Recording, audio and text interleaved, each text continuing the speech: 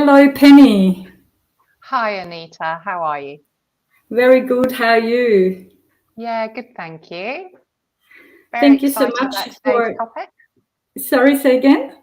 Very excited to join today's topic. Yes, thank you so much for joining us here today. Today, we're going to discuss ACMA and Spamhaus and why you should care. But before we dive into that, Penny, for everyone who does not know you, would you like to give a very quick introduction to our audience? Absolutely. So my name's Penny Griffiths. I'm a Director of Customer Success at Oracle. I've been with Oracle for 7 years. And prior to that, I was running my own marketing campaigns and teams in the UK as a chartered marketer. And I've been in customer success in Australia for the last 11 years now.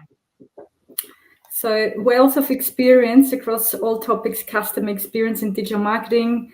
Myself, Anita Pera, CEO and founder of Kite Consulting, which we've up and running now since over a year. We specialize in all topics, customer experience and digital marketing. And Penny and I know each other while I was working at Oracle. So we've been working together and ensuring customer success across a multitude of industries and customers. So thank you so much, Penny, for joining us here today. It's good to do stuff together with you again. So without further ado, let's jump into this. So ACMA and Spamhaus. The topic got triggered really by a lot of recent industry events, and I guess both ACMA and Spamhaus tightening a little bit the regulations and what they're enforcing in the industry. So we thought the timing might be good to actually put a quite perspective onto this topic and discuss this in a little bit more detail. To kick it off, the first thing, what is actually ACMA and what is Spamhaus? So for everyone who's not that familiar with those topics, so ACMA is the Australian Communication and Media Authority. Basically, their number one objective is to make sure anyone who does marketing in Australia does that to add to the economic values or benefits of the Australians and not spamming people. With that, they also released the Spam Act 2003 and overall spam regulations. And those things are to be taken quite seriously because in Australia, they are enforced by law. So there's a lot of compliance rules of what organizations can and can't do. And if organizations breach those rules, there could be potentially significant implications to that. Spamhaus on the other side. Penny, I'll let you talk to Spamhaus. Yeah, so Spamhaus is a volunteer organisation that runs globally. It's been running for more than 10 years, and they list people that they think are not adhering to the gold standard of email best practice. And once you are on a Spamhaus blacklist, all the ISPs refer to the blacklist and they will block your emails from getting through. There are a couple of different options for the blacklist. There's a full blacklist, and then there is informational listings as well, which are like a warning shot, but they still have big consequences for your company. They do not engage. You can't contact them, and they feel that they are doing their duty to protect consumers from receiving spam. Yeah, so that's a perfect segue really into that next slide. So, I mean, both ACMA and Spamhaus, Penny, they have quite significant power for organizations in Australia, and the impact can potentially be significant, right? So thinking about, I guess, what, industries and customers we faced there before who got called out, what's some sort of the key, I guess, points, what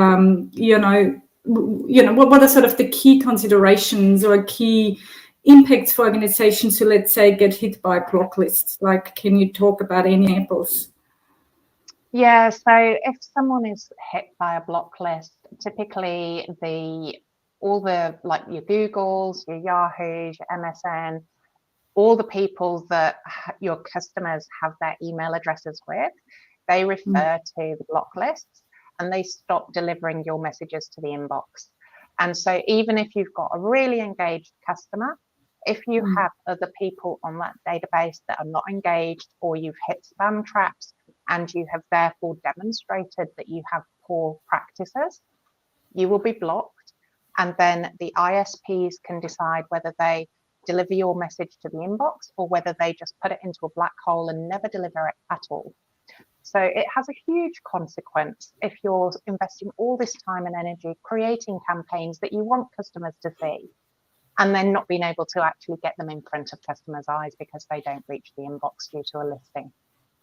Yeah, and the key thing I think also there is, I mean, everyone who works in marketing knows that organizations are really, putting business KPIs around their promotional campaigns, right? And then from one day to the other, being blocked and not getting out your, Friday afternoon specials or any promotional stuff, any up and cross-selling activities, this can really impact your bottom line numbers quite dramatically.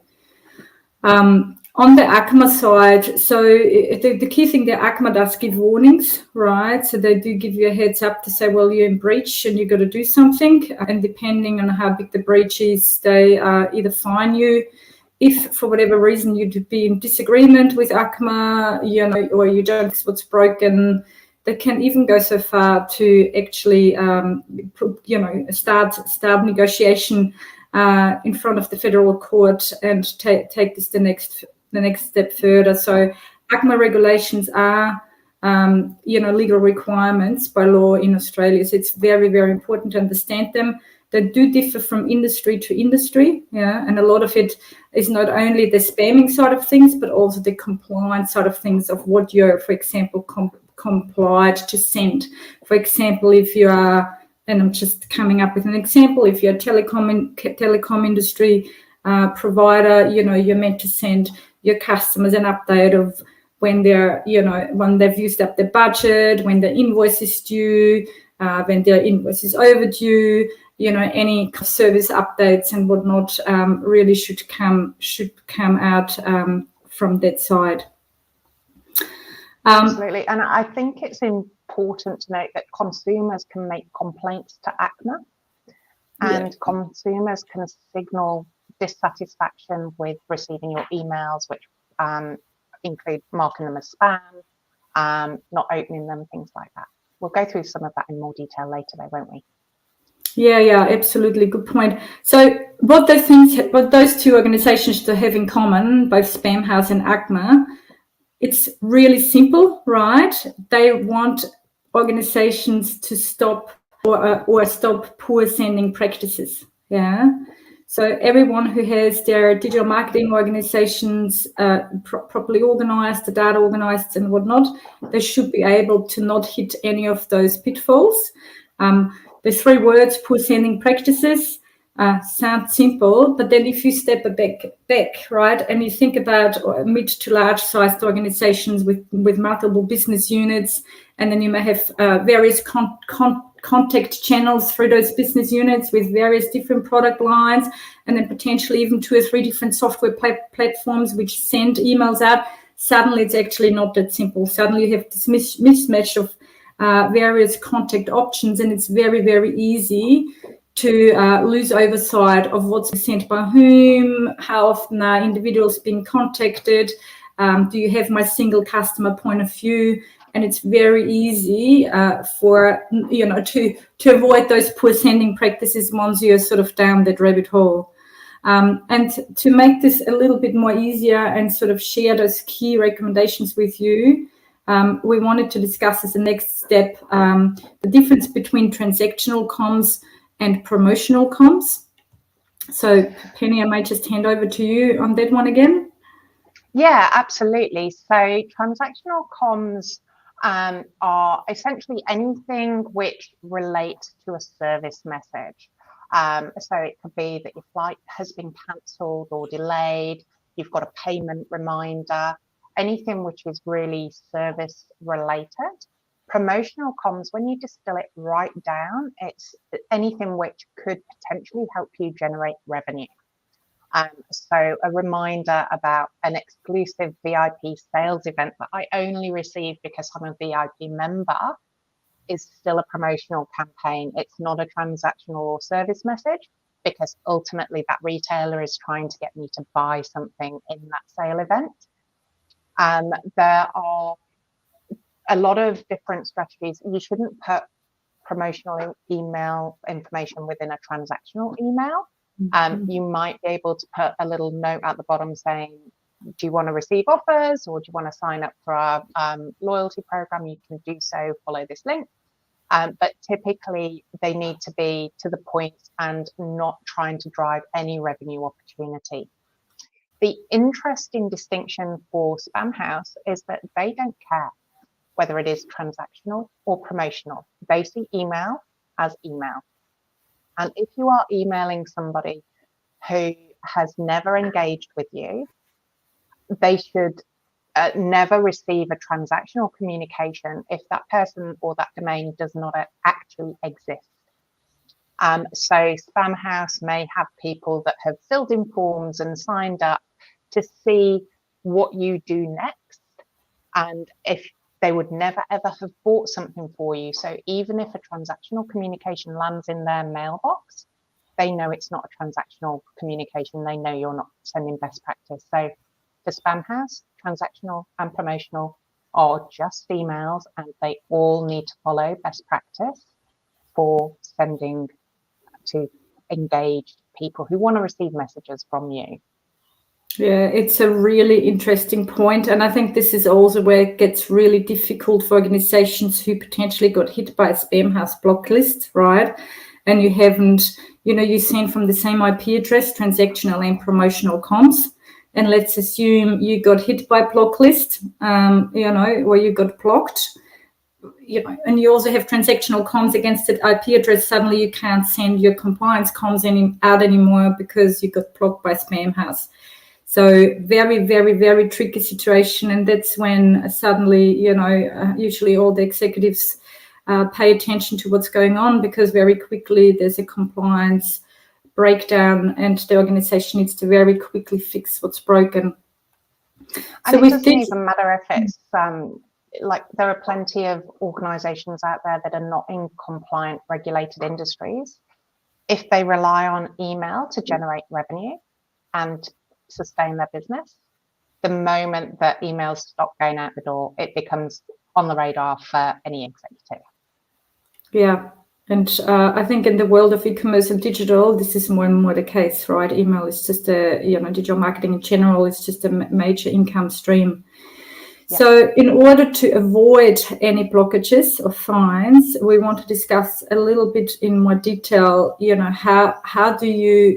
what are the steps to consider to not get in that mess in the first place? So where it all starts is really with acquisition. Yeah. It's how and where do you collect your data?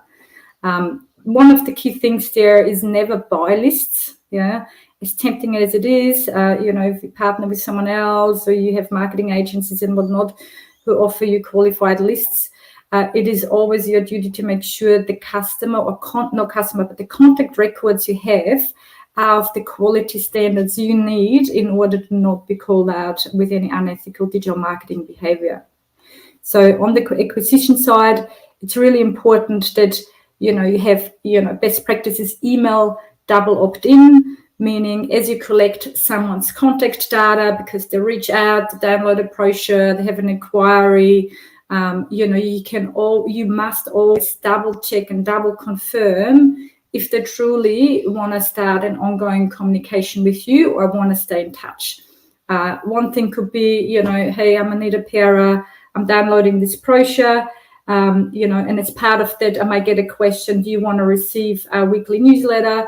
Yes, no, and then you kind of got to double confirm it with a confirmation email after the fact that I truly opt in to receive, some marketing promotional content.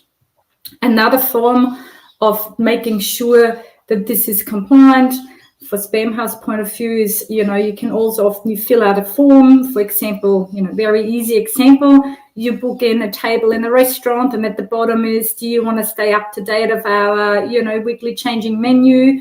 Yes, no, it's kind of that opt-in. And once you check that box, you get that info confirmation that you actually really truly opt in. But then there's also the offline opt-in. For example, I may, fill out a questionnaire somewhere in a shop, and the box at the bottom, if you'd like us to provide your email address, we can put you in our weekly newsletter or other stuff, or even in a call center, right? So even if you call up for a complaint, the complaint is resolved, the call center agent may ask you, do you want to stay up to date with what's happening on our side? So all of those are next to other still part of getting consent from your contact base to be able to send them content, promotional content. I think the key things to consider there is there need to be, so the opt-in process needs to be easy and simple, right? If it's too cumbersome, you lose your contacts on the way of the sign-up process. So make it simple. It's a click, done. Yeah. While we marketers are very tempted sometimes to collect more information so we can make marketing more personalized, do this gradually as you build your relationship with your contacts, right? You can ask additional questions later on, any preferences, product preferences, scent preferences, right? The first step is really getting that opt-in right. The other thing is also make sure your target audience or your contacts know what they can expect, right? So as they sign up to something, retell them that they're from here onwards getting a weekly, daily, twice daily, monthly, whatever it is to send up to, email from you where you keep them up to date. Yeah. And then equally, if they changed their point of mind, if they changed their mind on something, the opt-out process just needs to be as simple, the opt-down or opt-out process as well, which actually leads me to the next slide, Penny, where we can discuss this a little bit in more detail. Do you want to talk to any of that? Yeah, absolutely. So I think there are some use cases where we collect emails and then it's really difficult to do that ongoing journey to keep people engaged. A year ago now, I bought a new dishwasher and I had to put in my email address for the warranty claims and all that, or to set up the warranty and things like that for the product. And then I have never engaged with any email because dishwasher's fine, no need to do anything warranty, touch wood. But I received an email recently saying, hey, it's been a while. How are you? Check out these recipes. Check out this content that you've missed since you last engaged with us. And I jumped straight in, I clicked on it, I downloaded a recipe. And so they know that I still exist and that I'm still interested. I've given them that positive signal.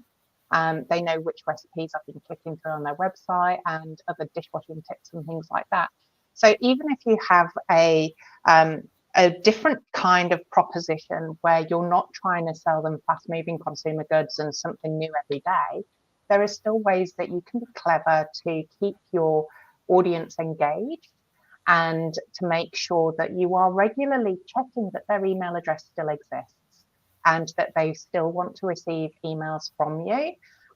It is always better to, from a deliverability perspective, you want to be looking at that data. You want to be looking at if they're clicking and engaging with your emails, showing an interest.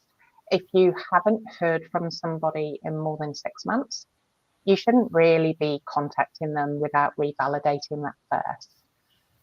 You should always be looking at making sure that your database is good hygiene. You've got active people who are open to receiving your emails. It is way, way better to send to a smaller targeted audience than send to everybody and risk nobody seeing your email or only a few people seeing your email. And if you send to everyone, your metrics look really bad as well. Yeah. If only 1% of the people are opening them and clicking on them, then that's not a great look for your business, your KPIs, or for Spamhaus and the ISPs. Whereas if you're sending to 50 really engaged people and they all open it, that's fantastic.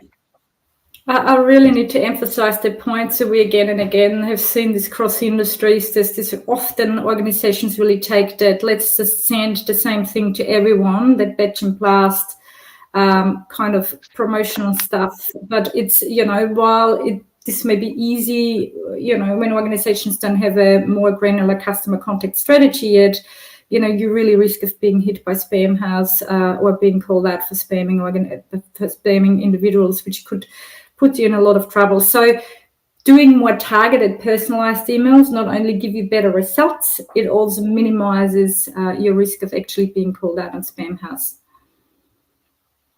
Absolutely. So definitely data-driven. Look at your audience. Are they lapsing? Have they already lapsed? Do you need to cut them from your database if they've become inactive completely? Have a look at preference centers. Think about your strategy around that. So setting up a preference center sounds ideal. If people are wanting to opt out, you'll get them to opt down or tell you what areas they're interested in terms of content, frequency, and channel. The one caveat I would place on that is don't be too prescriptive. As Anita said earlier about collecting data, you can collect data as you go along. You don't need to have a 300-page preference center. Tell me what style and color of shirt you like on a Tuesday. You can have higher level categorization of things, and stuff like if you're thinking of sending a monthly newsletter, maybe just say that as newsletter or monthly comms, something like that. Don't say it's a monthly newsletter and then send it weekly, or then send it 3 months later when you've got around to actually building out the content for that, because they've then forgotten that they signed up for a monthly newsletter. So there are some really smart preference centers out there, and they're a fantastic way to help you engage and make sure you're sending the right audience at the right frequency and the right type of content. But as I said, don't overcomplicate it or make it too prescriptive. Yeah, and I can't emphasize on that enough as well, Penny. It's start small, right? Start with the MVP. What are the minimum things you got to collect about your contact base? It's like the opt-downs, the opt-outs, the opt-ins, and maybe a couple of sort of basic details, so you can start building up gradually the profile, right? It's better to start small versus not starting at all to build the perfect preference center, which may take you, a long time to get implemented, and you lose all the time where you can actually start collecting data. The other area here is also the engagement-based segmentation, which I think is really, really valuable, right? So there, the whole concept is, treating customers differently who are most active, lapsed, or inactive altogether. So and with that, we actually have an audience question, which you might just pop in there here very quickly. The question is, are there any guidelines around how long you can wait before re-engaging people older than 6 months? So I guess that is more like the re-engagement after people have not engaged longer than 6 months. So I might take the question very quickly. So my point of view is you don't need to wait to re-engage them, right? If someone has not engaged for 6 months, you consider them as a cold contact, yeah? But it's 6 months, 8 months, 12 months, 24 months, it kind of doesn't matter. I guess what you can do from there onwards is actually have a re-engagement strategy, right? You can do an outreach campaign to say, hey, we've seen you haven't opened any of our emails. Do you still want to receive them? Or, is there anything else you're interested in? Or, if they're still not responding to any of that, you could actually start an omni-channel re-engagement strategy, right? Maybe there's a reason they haven't opened the email. Maybe they're using their email only for marketing content and they never open those emails, right? You may try sending them a text message instead saying, hey, do you still want to receive our content? Or give them an outbound call, right? Filter them through the call center, see whether the contact details are still valid. Maybe there's an incorrect email address. Maybe they changed jobs, the email address changed, and so forth. So I think, the re-engagement strategy is definitely very important to decide whether you want to take people out altogether from your engagement list or not. Yeah, I would add to that, if you do send a re-engagement campaign, there's some really good ones out there that you can look at. Do you still love us? Do you still want to hear from us? Get them to proactively give you a click to re-sign up, to re-engage with you. You can send out that reminder once you've decided to do that. Send out that email. You can then send out follow-up reminders, but I would say no more than 3 follow-up reminders over a period of 6 months, 6 weeks. And if they've not responded to you on the 3 reminders, then you should not email them again. You should consider that you've given them sufficient opportunity to re-engage with you, and you should respectfully remove them from your database and try different channels. Yeah, and on that note, I may move on to the next slide. So it's also the question of, okay, how can you maybe change your messaging to actually get that positive engagement you're looking for? Yeah, and things which factor in, or things which contribute to positive engagement include stuff like, at least someone opening your email, maybe someone scrolling through your message, someone actually clicking through the links you provided, or enabling an image. Even better if someone is actually adding you to the address book or to the list of contacts, or even retrieving you from spam. So it could be that your emails just always end up in the spam folder and the recipient never looks at it. But if they actually go and search you on the spam and then move you into your inbox, that's a really strong positive contributor. On the negative side, it's, if someone actually reports you as spam, someone is deleting your message without opening it, or moving you into trash, or just ignoring your messages altogether. So if you're more on the negative engagement metrics at the moment, I think is a really good time to debate: is the subject line personalized, is the timing right, and really try something different, right, with your unengaged audience to see whether you get them back to life, as Penny suggested as well.